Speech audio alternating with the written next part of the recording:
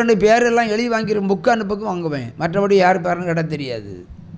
சிலருடைய பேர் மட்டும்தான் தெரியும். இவங்க என்ன பண்ணுவாங்க, பேரை விழித்து கூப்பிட்டு ஒரு செய்தியை கொடுத்துருவாங்க. ஆனால் ஆண்டவர் அவர் பேரை சொல்லி கூப்பிட்டுருந்தா இந்நேரம் அவர் பிழைத்திருப்பார். அல்லேலூயா. அதான் ஊழியம். அல்லேலூயா. நான் மரணத்தையே அறிவித்தேன். அதுக்கு முன்னாடி இவங்களுக்கிட்டே அறிவிச்சு விட்டேன். மரணத்தை தாங்க மாட்டாங்க.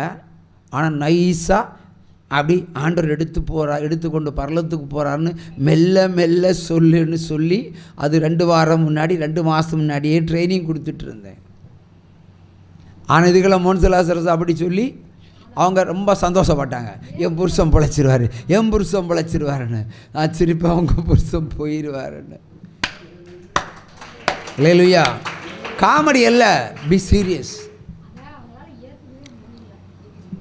ஏனென்றால் இயேசு கிறிஸ்துக்குள்ளே வந்த பிறகு புருஷனை இழக்கிறதுக்கு அவங்க தயாராக இல்லை. அது மட்டும் இல்லை, அவர் என்ன டிவியில் நான் வருவேனா வந்தவன அவர் சொல்லுவாராம், படுத்து கிடக்கிறவர் சொல்லுவாராம், ஜீவொலி வந்துட்டார்னு சொல்லுவாராம்.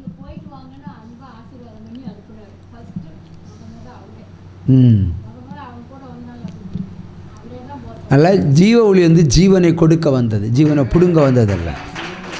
சொல்லி கேட்கலைன்னா ஜீவனை பிடுங்கி முடிச்சுட்டு போயிட்டே இருப்பார். 2யும் செய்வார். அல்லேலூயா. அந்த 1 வருஷத்தில் அவர் எவ்வளவோ பரிசுத்தம் பண்ணி பரலோகத்துக்கு அனுப்புகிற ஊழியம்தான் இது. எல்லா மனிதனுக்கும் சாவு உண்டு இல்லையா? எனக்கு சாவு வராதா? வருமா வராதா? அப்படியே அந்த ஆளை ஒன்று பார்க்கட்டுனேன். ஐ ஆம் த லாஸ்ட் சப்பேர்டு சொன்னால் அப்படி தானே. அவர் வரும்போது நான் உயிரோடு இருக்கணும்ல, எனக்கு கல்லறை கிடையாது. என் பண்டாட்டி ஒரு முறை சொன்னால் இது 4.25 சென்ட் தரேன் இந்த இடம். ஆனால் எங்களுக்கு ரெக்கார்ட் படி 10 சென்ட் எல்லாம் அப்பூச்சு. 4.25 ஆண்டவர் கட்டிட்டான். ஒருவேளை செத்தா எங்கே அடக்கம் பண்ணுவீங்க ஒரு கேள்வி கேட்டா நியாயந்தானே? ஏன்னா குடும்ப கல்லறை இருக்குது, குடும்ப சொத்துக்கள் இருக்குது, அதெல்லாம் வேண்டான்னு தான் விட்டுட்டு வெளியே வந்தான். வெளியே வந்த பிறகு அவளுக்கு ஒரு திடீர்னு சாவை குறித்து ஒரு எண்ணம். அடக்கம் பண்ணுக்குங்க, நம்ம எல்லாம் அடக்கம் பண்ணால் ஆர்சி சர்ச்சுக்கு தான் போனோம். இவ்வளவே ஆர்சி சர்ச்சில் அடக்கம் பண்ணால் அங்கேருந்து நிறைய ஓடிடுவா. என்ன இங்கே அடக்கம் பண்ணக்கூடாது, அந்த மாதிரி சென்டிமெண்ட். அது அங்கே தான் இலவசமாக அடக்கம் பண்ண ஒரு வாய்ப்பை கொடுப்பாங்க. அப்போ நானும் கேட்டேன், ஆண்டவரே இவ இப்படி கேட்குறாளா, அப்போ சீக்கிரம் செத்து போயிடுவோன்னு தீர்மானிச்சிட்டாளா? சீக்கிரமாக செத்து போயிடும். நமக்கு இல்லைன்னு ஒரு வார்த்தையை நீங்கள் நினைக்காதீங்க. இயேசு நம்மகிட்ட இல்லையா? உங்கள்கிட்ட ஒன்றுமே இல்லை. சொத்து இருந்தாலும் கிடைக்காது. ஆனால் இயேசு இருந்தால் இல்லாத சொத்து நமக்கு வரும். புருஷமாக கையை தட்டுங்க. அதுக்கு அடையாள சாட்சி நான் தான். அல்லேலூயா. நான் ஆண்டவர்கிட்ட கேட்டேன், ஆண்டவரே என் மனைவி கேட்டதில் என்ன தவறு இருக்கிறது? நான் நினச்சிருந்தா கையில் கிடச்ச காசு, பணம், பிஸ்னஸ்ஸு எது வந்தாலும் சரி நிலம் வாங்கியிருக்கலாம், இல்லை கல்லறை தோட்டத்துக்கு ஒரு 5 சென்ட் வாங்கியிருக்கலாம், இல்லை வேறு ஏதாவது பண்ணியிருக்கலாம், எல்லாமே செய்திருக்கலாம். எல்லாம் உமக்குத்தானே ஐயா படைச்சிருக்கிறோம், எங்கள்கிட்ட என்ன இருக்குது? ஒன்றுமே இல்லை. அந்த காலத்தில் பில்டிங் கட்டி முடியும் வரைக்கும் ஒரு நாளைக்கு சாப்பிட்டுட்டு இருக்கேன். இந்த காதை கொண்டு எனக்கு மூக்கில் வைக்கிறாவா, கொழுப்பு மூக்கில் வைக்கிறா. அதோட சாப்பாடை நிறுத்திட்டேன். அவ்வளோ நாட்டம். அது கில்ட்டு கம்மல் போட்டு, புரியுதா, அந்த ஸ்மெல்லை கொண்டு காட்டுறா. சாப்பிட்டுட்டு இருக்க வேலையில் எனக்கு இல்லை, இருக்கிறதும் டூப்பு. அது காதை புண்ணாக்கி ஸ்மெல் வருது. 10 கிலோ வருது. பார்த்தாரு 10 கிலோ வருது. அவர் வடத்தை கொடுத்தாரு. இப்போ பாருங்கள், கட்டி தொங்க விட்டுருக்கான் கூட ஒன்று. என்ன இயர்ச்சி. ஆகவே இல்லாத ஒரு காலம் இருக்கும் சிஸ்டர், எல்லாருக்கும், எவரிபடி. இயலாமல் எல்லா நாளும் இருக்கும். ஆனால் ஆண்டவர் மட்டும் இல்லைன்னு சொல்லிடாதீங்க, உயிரோடு இருக்க முடியாது. அல்லேலூயா. அன்னைக்கு இப்படி நான் ஆண்டவர்கிட்ட கேட்டேன். அதுக்கு அவர் சொன்னார், நீ ஒழுங்காக ஊழியம் செய்தா உயிரோடு தான் எடுத்துக்கொள்ளப்படும். ஆமென் சொல்லுங்கள். யாருக்கு எடுத்துக்கொண்ட தேவன் ஏன் உன்னை எடுத்துக்கொண்டு உன்னை பூமியில் எதுக்கியா புதைக்கணும்? வெடிகுண்டை தூக்கி தலையில் போட்டாலும் நீ சாக மாட்ட. அவர் சொல்றாரு, ஏகே படிச்சு புட்டாலும் நீ சாக மாட்ட. அவர் காமெடி மாதிரி சொன்னார், ஆனால் பட் வெரி சீரியஸ் மேட்ரு. சொன்ன மாத்திரத்தில் ஒருத்தன் ஒரு பெரிய இவ்வளோ வண்ணம் உள்ள ஒருத்தன் என்ன வந்து அடிக்கிறான் ப்ரேயர் சென்டர் இந்த கட்டுறதுக்குள்ளே வந்து. நான் எப்படி இருக்கேன், இந்த காற்றுக்கு அசைகிற என்ன நாணலை போல இருக்கிறேன். ஏன்னா சாப்பாடே தரமாட்டா, போய் அந்தி ஊரில் கிடப்பா, வேலை வேலைன்னு சொல்லிட்டு.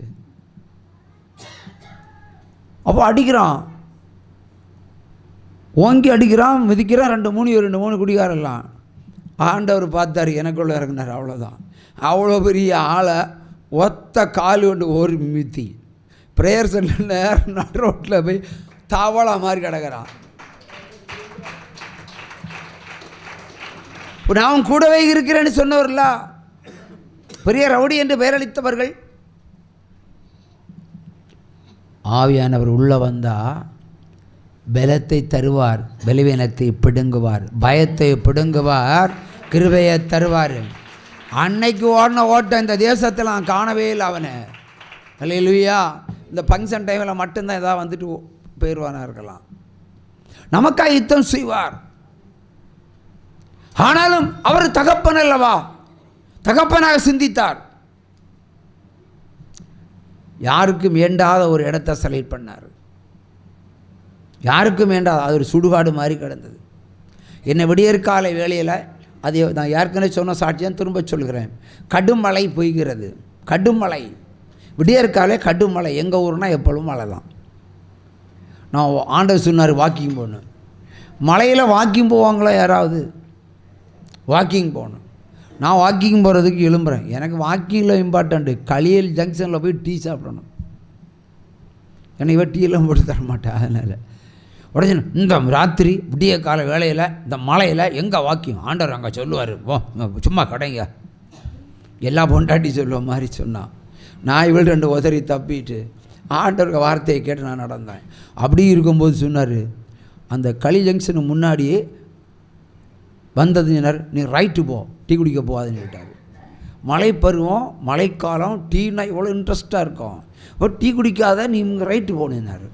என்ன ஆண்டவர், டீ கடை இங்கே இருக்குது, இந்த பக்கம் போவா. அந்த பக்கம் போனால் தான் ஒரு சதுப்பு நில மாதிரி ஒரு பிளேஸ் இருக்குது. அங்கே தான் ஒரு போர்டு வச்சுருக்கிறான் ஒரு தான், flat for sale, flat for sale. தேவன் அதிசயமான தேவன் என்பதற்கு, நானே சாட்சி என்பதற்கு நான் அடையாளம் வைக்கிறேன். ஒரு போர்டு பார்த்தாச்சு, உடனே ஃபோன் போட்டாச்சு. அப்போ தான் போர்டே வச்சுருக்கிறான்.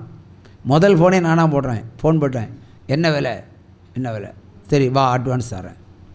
குறைஞ்ச அட்வான்ஸை கொடுன்னு சொல்லிட்டாரு, கொடுத்துட்டேன். பர்ச்சேஸ் பண்ணி கொடுத்தாரு.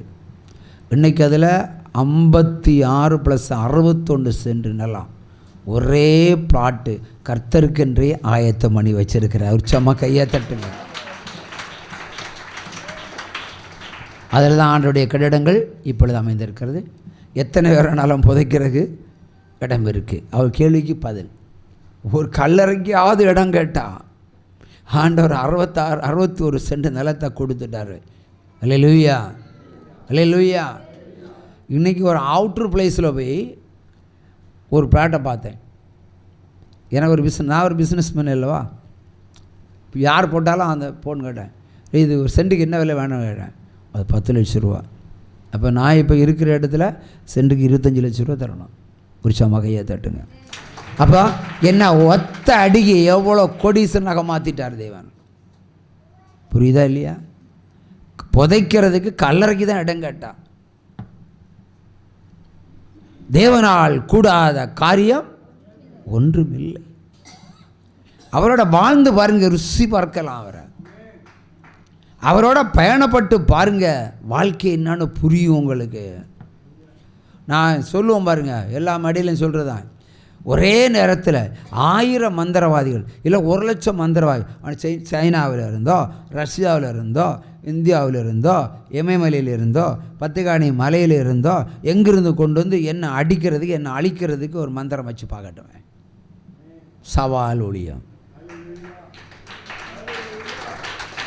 பல முறை சொல்லிட்டேன்ல, நான் இன்னும் ஊழியம் தானே பண்ணுறேன், சோதனை உண்டு, இல்லைன்னு சொல்லலை. வேதனை உண்டு, வரிகள் உண்டு. அதான் கிறிஸ்தவம். கர்த்தரை நம்புகிற நம்பிக்கையினுடைய வெளிப்பாடு இது. ஆகவே நீங்களும் அவ்விதமாக இருங்க. என்ன குடும்பத்தில் நடந்தாலும் எது நடந்தாலும் பயப்படாதீங்க. அப்பான்னு கூப்பிடுங்க, வந்துடுவார். எந்த ராத்திரி ஆனாலும் வருவார். இருதயத்தின் ஆழத்திலிருந்து கூப்பிடுங்க. சும்மா புலம்பல் ஜெபம் அல்ல, ஒரே வார்த்தை, அப்பா அவன் பிள்ளை அல்லவா சொல்லி பாருங்க, மாற்றி காட்டுவார். அல்லேலூயா, அல்லேலூயா. அப்பாவும் நீரே,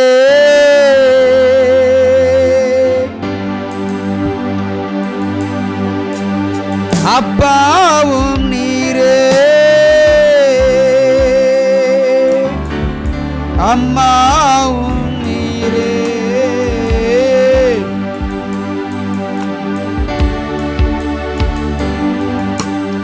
அப்பாவும் நீரே,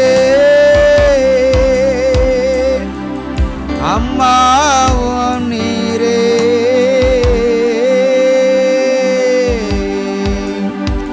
நான் உந்தன் பிள்ளை அன்றோ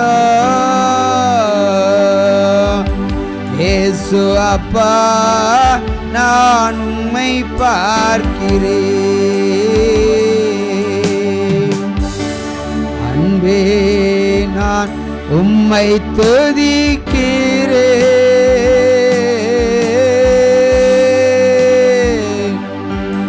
ஆமென் சொல்லுங்க. ஒவ்வொரு உபவாச கூட்டத்துக்கும் முன்னாடியும் ஆண்டவர் எனக்கு சில எச்சரிப்புகளை தருவார். எனது உபவாச கூட்டத்துக்கு முன்னாடி ஏகப்பட்ட மந்திரவாதங்கள் நடக்கும். அது குறிப்பாக நம்ம விசேஷமான ஊழியக்காரங்க தான் நமக்கு விசேஷமாக படிக்கிறது. அதை உணர்த்துவார். நான் வழக்கம் போல் தான் இருப்பேன். ஆனால் அதிகமாக அந்த வாரம் ட்ராவல் பண்ணுறது கிடையாது. மேக்ஸிமம் ட்ராவலே கிடையாது, போக மாட்டோம். ஒரு முறை அவரை மீறி நான் கிளம்பினேன். வெளியே வராதுன்னு சொன்னார். நான் வெளியே வந்தேன். என்ன, அந்த புதிய கட்டத்துக்கு தான் போனோம்.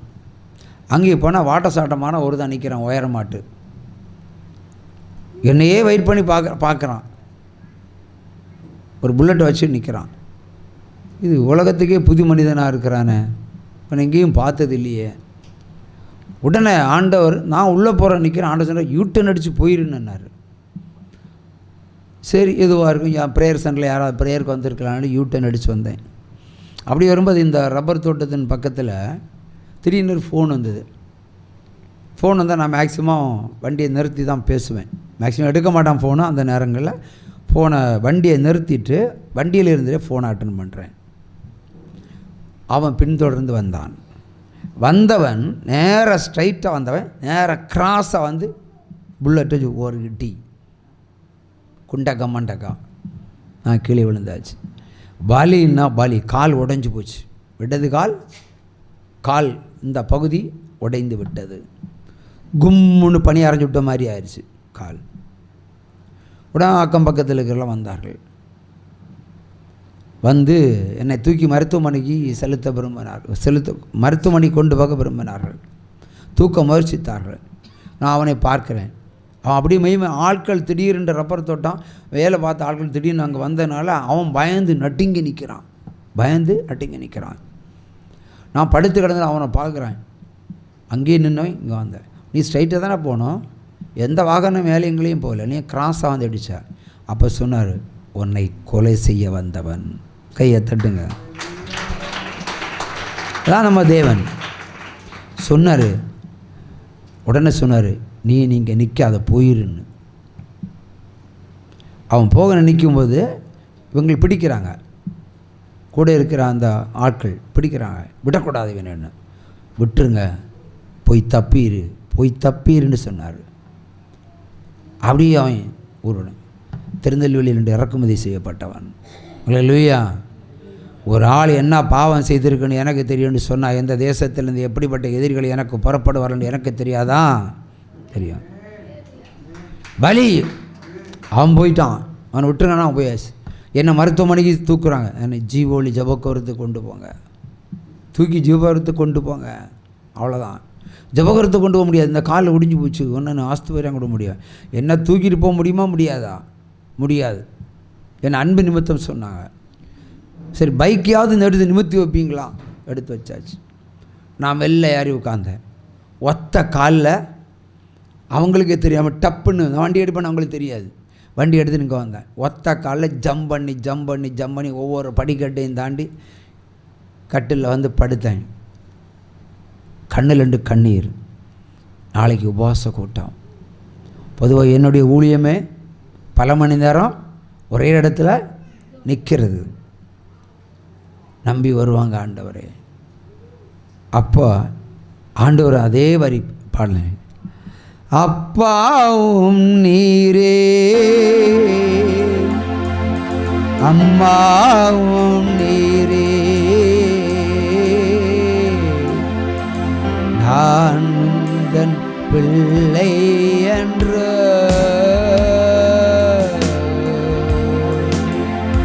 பாருங்க, நம்ம அப்பான்னு கூப்பிட்டா அவர் மகனேன்னு கூப்பிடுவார். இப்போ மகனுக்கு என்ன வியாதி இருந்தாலும் அவர் சுஸ்தமாக்குவார். என்ன கடன் பிரச்சனை இருந்தாலும் அவர் தீர்த்து தருவார்.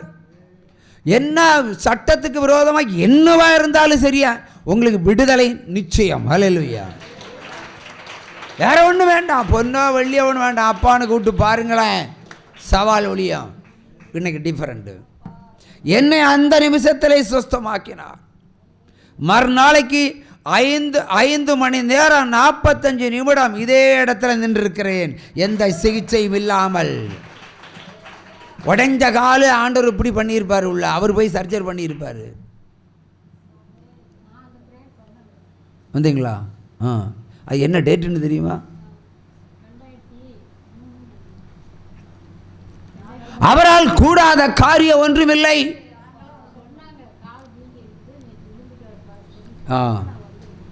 அவரால் கூடாத காரியம் ஒன்றுமில்லை. உடைந்த காலை கொண்டு 5:45 மணி நேரம் சுவிசேஷம் அறிவிப்பதற்கு அவர்